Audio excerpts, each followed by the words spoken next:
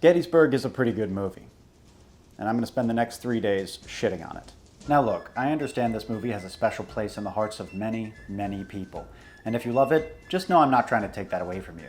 This series will be less of a takedown and more of a dissection, taking out each of Gettysburg's organs one by one, examining what works and what doesn't. Like, I don't hate this movie. It doesn't make my skin crawl. There are some things about it that I absolutely love, and other things that, well, not so much. We should have freed the slaves, then fired on Fort Sumter.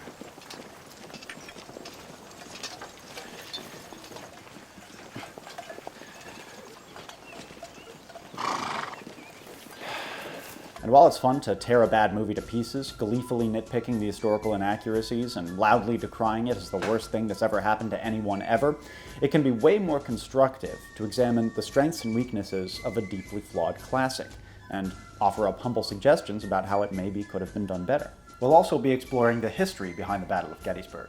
The film tries to cover every Civil War-related topic imaginable throughout its mammoth runtime, but it also paints an incomplete and somewhat misleading picture of history, trivializing the momentous and complicating the obvious. To be clear, Gettysburg gets a lot right, and if you don't know too much about this battle, you'll glean a lot of good information from watching the movie.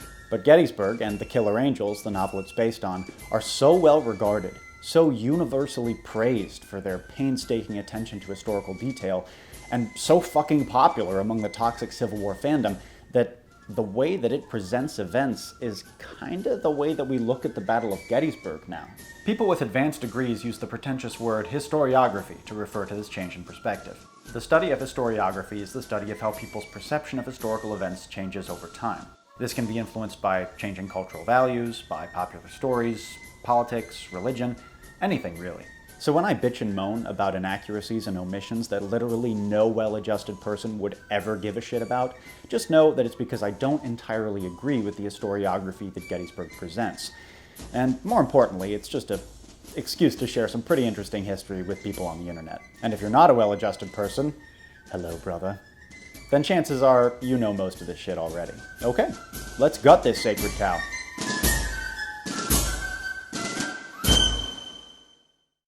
Nothing like Gettysburg will ever be made again. Originally filmed as a miniseries, then released theatrically by New Line Cinema, Gettysburg is a relic from before the golden age of television. Nowadays, some of the best entertainment out there comes in the form of TV shows and miniseries. But many of you may remember that back in the 80s and 90s, TV movies and limited series were almost always garbage. I will get you! Where are you? They were low-budget, low-risk productions, conceived to make a quick buck. Very much like the pulpy D movies you find during deep dives on streaming services. I think the main difference between Gettysburg and the mountains of televised trash from the same era is that director Ron Maxwell and producer Ted Turner didn't really care about making money. They just cared deeply about history and wanted to do it justice. I firmly believe that art made for art's sake will always be better than art made for monetary gain. Well, maybe not necessarily better in quality, but certainly more noteworthy and interesting.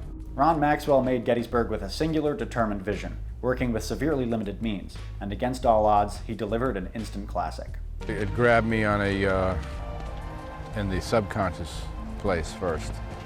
The way a fine piece of music can grab you, and you don't know why, but you're captivated by it.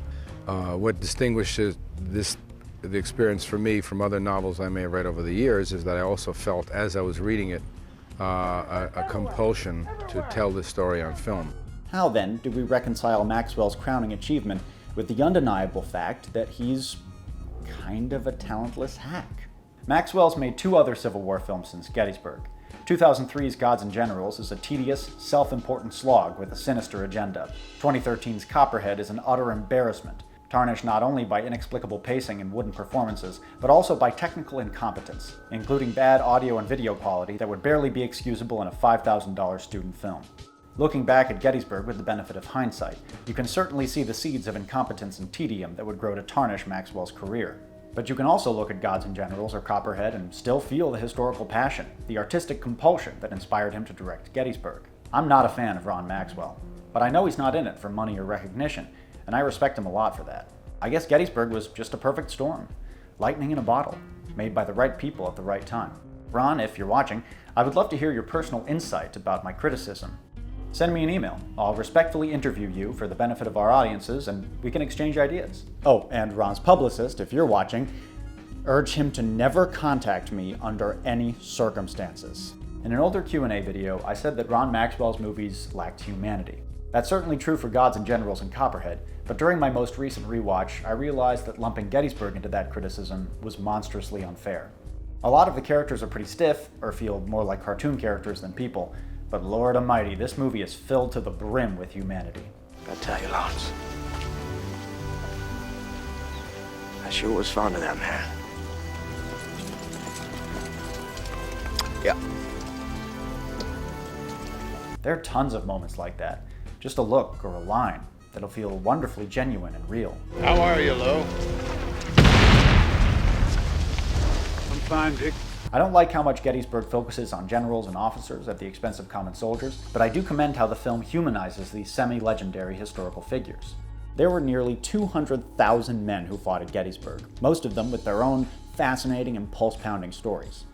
But when creating historical fiction about this event, by necessity, you have to make some pretty tough decisions about whose perspectives you want to focus on. But at the same time, if you're billing your movie as a meticulously accurate representation of a historical event, you can unintentionally overemphasize the importance of the characters that you do decide to show. Nowhere is this more evident than the sequence depicting the fighting on the first day of the battle, July 1st, 1863. All we see of the first day is Union Cavalry General John Buford holding off Heath's division of Confederate infantry. That's a little strange, because it's not even close to the full story. One thing the movie gets right is how the Battle of Gettysburg got started pretty much by accident. Nobody had planned to fight there. Two infantry brigades got tangled into a fight with Buford's division of cavalry on McPherson's Ridge, just west of the town of Gettysburg. According to Buford himself, Confederate troops held the advantage of numbers, but Union troops had the advantage of position. The cavalry held their own, but inflicted relatively few casualties. The real carnage of that day was yet to come.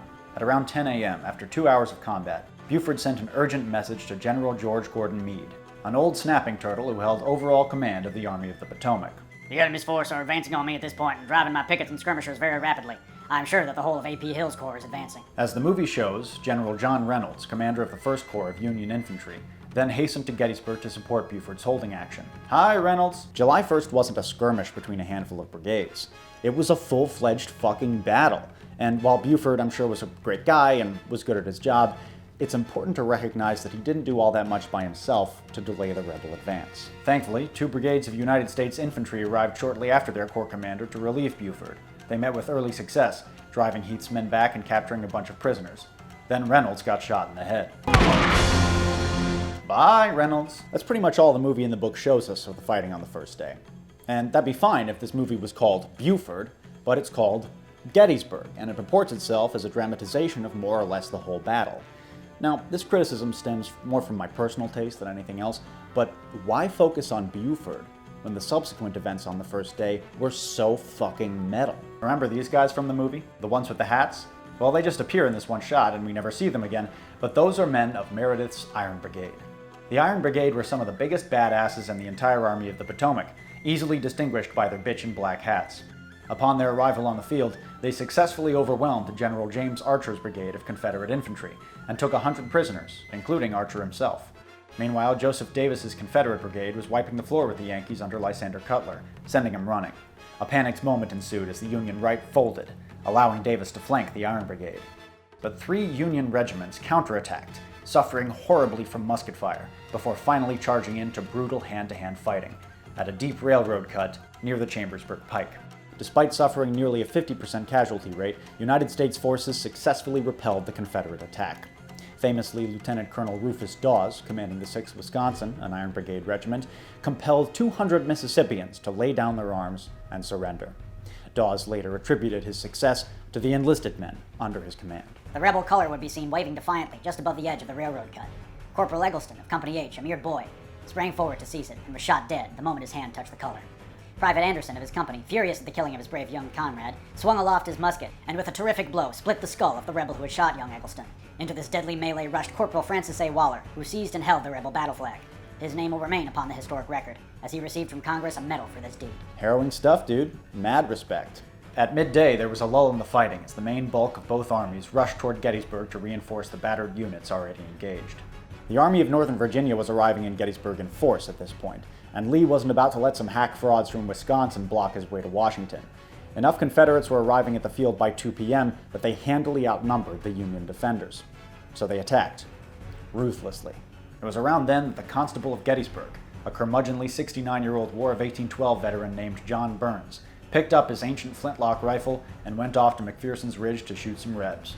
He fought alongside United States troops for hours, suffering gunshot wounds in his arm, leg, and torso. After the battle, Burns became a national hero, and President Lincoln met with him personally during his famous visit to Gettysburg that November. And like any true American hero, Burns immediately capitalized on his fame. He changed the details of his story every time he told it, and blatantly lied about the extent of his War of 1812 service.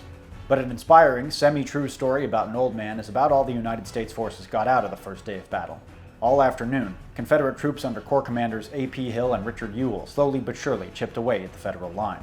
A division led by Jubal Early smashed Federal reinforcements of the 11th Corps under Oliver Howard, sending the Yankees scurrying to Cemetery Ridge, and allowing rebels in Ewell's corps to strike at the rear of the main Union line. Abner Doubleday, Reynolds' successor to command, then ordered a retreat. The United States forces withdrew through the streets of Gettysburg to the south. And by 4:30 p.m., all their former positions to the north and west of town were now firmly in Confederate hands. And there are a million cool stories from this part of the battle that I would love to share with you, but there is no time for that. I do want to share with you, though, one quote from Allen Redwood, who fought at Gettysburg with the 55th Virginia Infantry, to give you an idea of what the day's fighting was like from the point of view of a regular enlisted soldier. Once engaged, the soldier's attention is too much taken up with delivering his fire effectively to give heed to much else. It is hard work and hot work, in the literal, no less than the figurative sense, and extremely dirty work withal. The lips become caked with powder ground from biting the twist of the cartridges, and after 1 or 2 rounds the hands are blackened, smeared from handling the rammer. The sweat streams down and has to be cleared from the eyes in order to see the sights of the rifle, and the grime is transferred from hands to face. The line soon loses all semblance of regular formation. The companies have become merely groups of men, loading and firing and taking advantage of any accident aground. Natural depression, tree, rock, even a pile of fence rails that'll give protection. Fuck, man. Where was that kind of shit in the movie? I really wish we had gotten more kind of intimate and personal and intense scenes with the average soldiers, you know? Young kids just loading their muskets over and over and trying desperately not to die. I mean, the only Confederate soldier we see who isn't an insufferable, effeminate aristocrat is the fighting for my rats guy. For your what? That seems like a pretty big oversight, glossing over the poor white Southern perspective like that. The only information we get from him is a reassurance that he's not fighting for slavery. I don't know about some other folk, but I ain't fighting for no darkies one way or the other. Oh, thank goodness. I can root for him now, and don't have to give any thought at all to uncomfortable truths about the foundational beliefs of the Confederacy. All the other Johnny Rebs are either extras or glorified extras, and they're just there to salivate over General Lee. I know he was loved, truly loved by his men, but not universally. A lot of Confederate soldiers were conscripts and didn't give a damn about the cause. Even those who did were infamous for holding their high command in utter contempt. I swear, Sam Watkins spends about half of Company H bitching about officers. There's a great little story from the third day that demonstrates exactly what I'm talking about. On the afternoon of July 1st, Private Elisha Reed of the 2nd Wisconsin was wounded, captured by the enemy, and spent the rest of the battle as a hospitalized prisoner in the Lutheran Theological Seminary. Reed watched Pickett's charge unfold from the cupola of the seminary. Later, he observed a Confederate lieutenant launch into a vigorous rant, calling Lee a fool, and all the adverbs and adjectives qualifying the word fool. He claims that the Confederate then said, "Lee can't do it.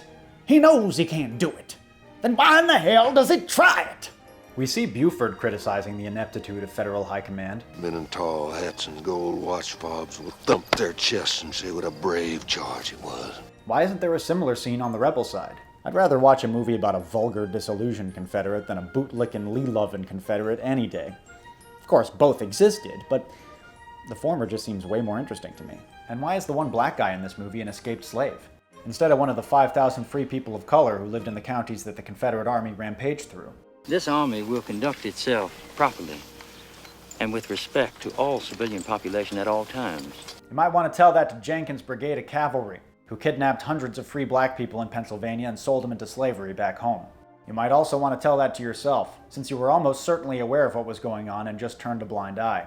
Definitely tell that to Longstreet, who whose staff officer sent an order to George Pickett on July 1st, telling him to bring along his captured contraband as he marched his division to Gettysburg. You could easily make a whole movie about how Confederate cavalrymen forced their way into civilians' homes and carried off women and children, or how they castrated a man for refusing to cross the Potomac during the retreat south, or how they chased down innocent people on horseback through the fields of Franklin County just to make some easy money.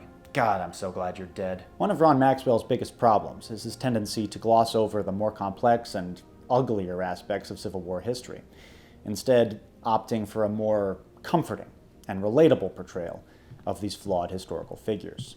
Oh, fuck. Tell me something, Buster. What do you think of Negroes?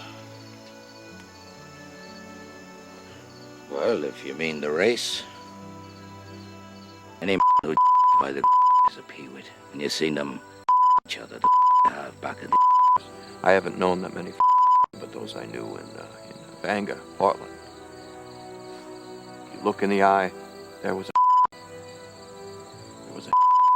As my mother used to call it. That's all there is to it.